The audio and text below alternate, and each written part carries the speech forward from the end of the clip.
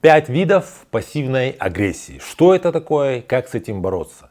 Мы сегодня с вами поговорим о том, что такое пассивная агрессия, как часто она встречается в нашей жизни, а она в нашей жизни встречается постоянно. Почему пассивная агрессия – это часть такого, знаете, интеллигентского воспитания, почему детей с детства учат, чтобы они вели себя пассивно-агрессивно. Также мы поговорим о 5 видах пассивной агрессии, с которыми вы можете очень часто сталкиваться, если вы находитесь в отношениях с нарциссом или в каких-то, в принципе, токсичных отношениях. Меня зовут Евгений Масеев, я психиатр и психотерапевт, я достаточно давно работаю в теме психологии отношений. Мы сегодня говорим о 5 видах пассивной агрессии, вообще пассивной агрессии. Если вам эта тема интересна, ставьте лайк под видео, подписывайтесь на мой канал, чтобы не потерять меня, и мы с вами начинаем. Собственно, что такое пассивная агрессия? Впервые пассивная агрессия была описана в ситуации, когда там солдату дали какой-то приказ, который он не хотел выполнять, там что-то надо было там выкопать. Но он, в общем, пошел, потому что ему нужно было выполнять вроде бы приказ. Но поскольку он не хотел его выполнять, он так выкопал, что лучше бы и не копал. И, собственно, его начальник, наверное, хотел ему сказать, что ты что, тут проявляешь ко мне пассивную агрессию? Но такого слова еще не было, поэтому он не знал, что сказать. Была описана пассивная агрессия как способ проявления агрессии человеком в ситуации, когда такая явная открытая агрессия запрещена, но он каким-то образом вот должен ее проявить, при этом не имеет возможности экологически как-то вот, сказать о том, что ему что-то не нравится, или нет таких возможностей. То есть, грубо говоря, есть 3 вида агрессии. Первый вид агрессии — это такая асоциальная разрушительная агрессия, когда люди там хамят друг другу, как-то токсичат, прямо там оскорбляют друг друга. Это такая агрессия, которая считается по заслугам контрсоциальной, асоциальной.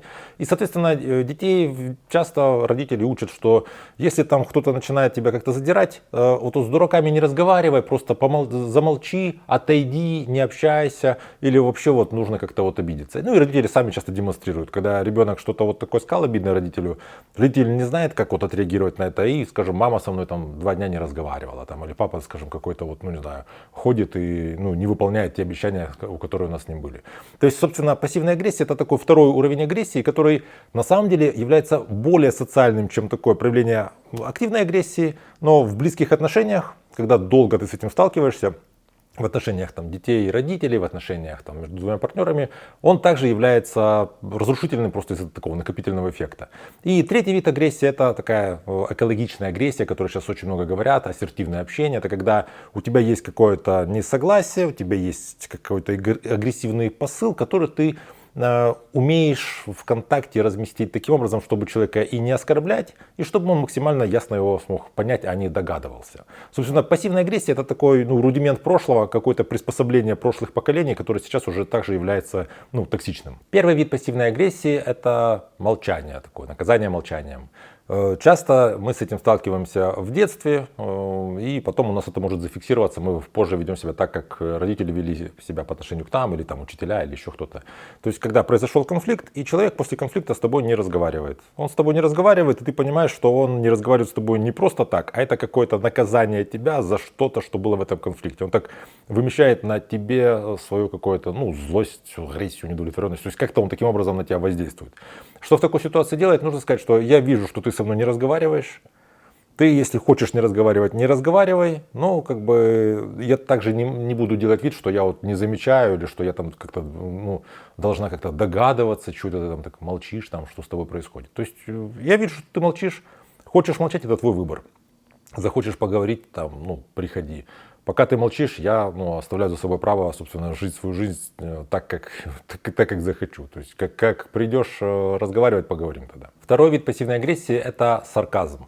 Вообще, в принципе, юмор более широко является ритуализированной агрессией. Вот все наши шутки, они основаны на том, что мы либо обманываем другого человека, либо прикидываемся дурачком, опять же обманывая другого человека. Но это все происходит, знаете, вот безопасно и с быстрым разоблачением. Типа, у тебя шнурок развязался.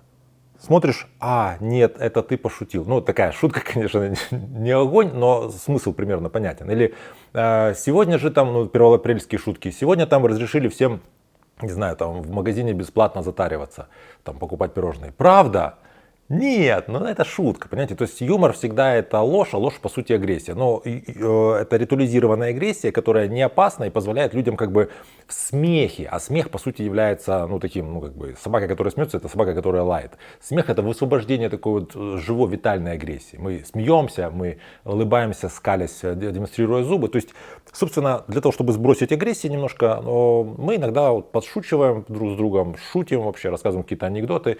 Но вот разница юмора и сарказма, то что когда человек что-то тебе смешное рассказывает, то смешно и тебе, и ему. И может тебе даже больше смешно, чем ему, потому что он тебе рассказал, ты это не знал. Сарказм это когда смешно только тому, кто пошутил. То есть когда над тобой шутят, а тебе обидно, а другому смешно, то это уже такой, как типа абьюз уже, а не юмор. Поэтому, если вы сталкиваетесь с тем, что кто-то вот над вами часто подшучивает, или, ну, по сути, вас так завуалированно оскорбляет, а когда вы говорите о том, что мне не нравится, когда со мной так общаются, человек говорит, ну, это шутка, в таком случае надо сказать, что, ну, шутка или не шутка, это вопрос второй. Я что-то не понял этой шутки, но то, что меня это оскорбило, это важно. И вот давай это зафиксируем. И надо это с тобой как-то прояснить. Третий вид пассивной агрессии – это затягивание, такой саботаж. Вспоминаем этого солдата, которому сказали, чтобы он что-то сделал. Он настолько не хотел это делать, но было нужно это делать, и он сделал, так сказать, на отвяжись.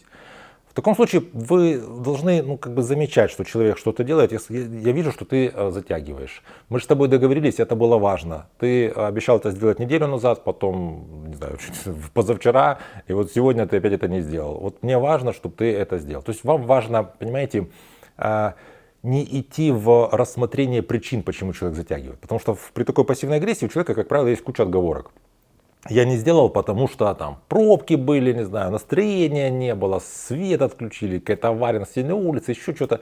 Это все интересно, но важно тут две штуки. Вот у вас была договоренность, и я ожидаю, что ты ее выполнишь. А вот эти все вопросы, ты же не маленький ребенок, ну, реши себе там вопрос, проспал, ну, будильник поставь, там, я не знаю, были пробки, ну, раньше выходи, ну, то есть это все о чем. То есть эти вещи, на самом деле, не нужно вообще обсуждать.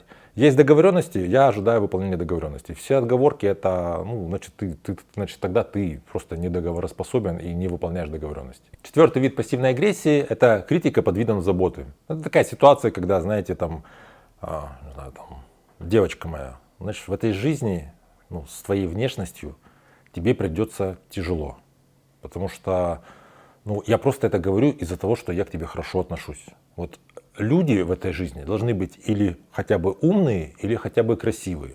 А если люди выглядят так, как ты, и, ну, будем говорить честно, ты звезд с неба не хватаешь, ты не очень умная, такая глупышка, то таким людям в жизни приходится плохо. Поэтому тебе надо держаться меня, твоей мамы, и я тебе расскажу, как тебе жить.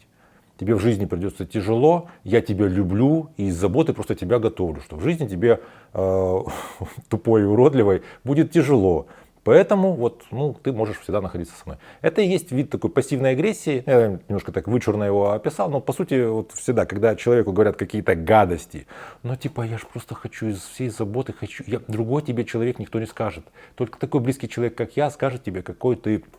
Дальше идет какая-то ересь, которая может вообще никакого не иметь отношения к реальности, но что-то такое вот, ну, враждебное, по сути, по отношению к вам. Но поскольку, знаете, начинается же это все, что я очень к тебе хорошо отношусь, и я тебе как бы забочусь, то оно как бы вот это такой, как троянский конь. Ты как бы это пропускаешь, думаешь, о, сейчас человек мне что-то будет хорошее говорить. И он тебе говорит, там, что ты типа звезд либо не хватаешь. Поэтому, опять же, в такой ситуации важно сказать, что я ценю, конечно, твою типа заботу, но вот мне неприятно, что ты считаешь меня там, скажем, глупой или, ну и вообще мне неприятны твои оценки. Твои оценки для меня являются, ну, в данном месте не поддерживающие, а разрушительные. Пятый вид пассивной агрессии – это эксплуатирование образа жертвы, такая виктимность, когда я страдаю, вот вы, конечно же, без меня справитесь, или оставьте меня здесь, мне сейчас просто плохо.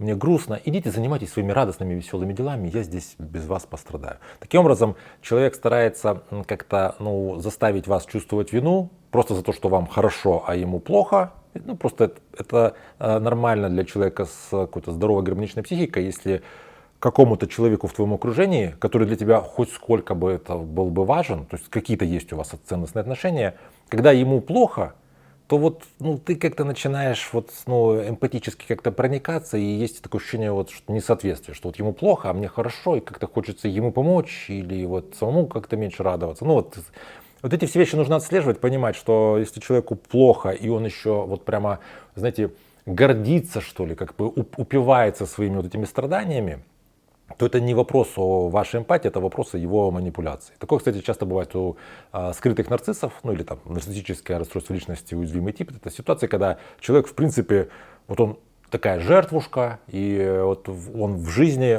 все отношения выстраивает с позиции, что вот он как будто бы такой мученик вообще, пожертвовал собой, все у него так плохо, а вы-то, конечно, такой, знаете, ослик Иа, вот типа такого вот. Да, конечно, вы там идете веселиться.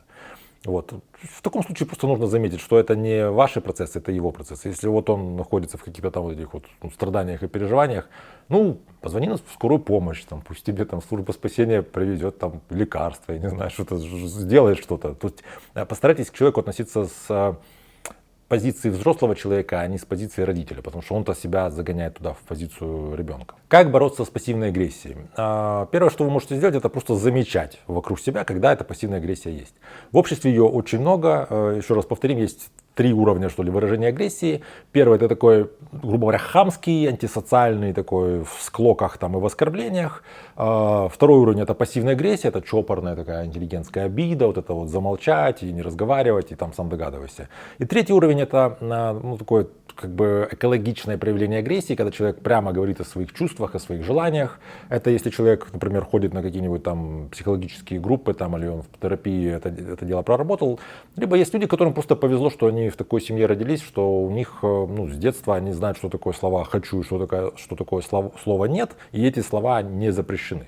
Ну, есть люди, которые в принципе как-то вот ну, так органически могут прямо говорить о том, что им нужно, что им не нравится и чего они там хотят. Вы, если будете замечать пассивную агрессию вот просто вокруг вас, в фильмах, там, не знаю, в книгах, еще где-то, вы начнете ее узнавать, и когда в вашем общении кто-то будет вести себя пассивно-агрессивно, просто нужно эту вещь ну, замечать и относиться к этому как ну, к такой манипуляции. То есть человек обиделся не потому, что я что-то сделал не так, а он обиделся потому, что он сейчас ну, находится в этой пассивной агрессии. Он что-то не может выразить, не может сказать. Мне не нужно за него пытаться сказать что-то, что ему только нужно сказать. Вы не можете за другого человека это делать.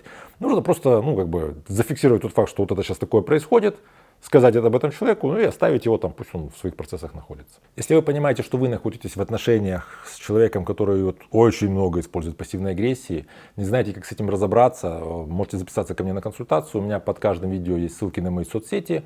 Пишите мне там личное сообщение, мы с вами договариваемся и работаем. Бывает, что необходима длительная терапия для того, чтобы прорабатывать какие-то вещи, ну, которые у вас зафиксировали, скажем, это как-то из детства, либо вы ну, давно так себя ведете, вам сложно поменять, собственно, вот эти черты своей личности, которые заставляют вас быть ранимыми по отношению к людям с пассивной агрессией. Иногда бывает достаточно там 1-2 консультаций для того, чтобы просто расставить акценты и чтобы вы могли заметить, собственно, где вы находитесь, чтобы понимать, куда дальше двигаться. Если вы находитесь в отношениях с человеком, который использует пассивную агрессию, либо в детстве у вас было этого много, можете поделиться своим опытом в комментариях, я вам буду благодарен, это важно для других зрителей. Помните о том, что публичное пространство, чтобы это было безопасно для вас, поделиться этим. Также, если вам это видео понравилось, ставьте лайк, подписывайтесь на мой канал, чтобы не потерять меня. Берегите себя и своих близких, и до встречи в следующих выпусках.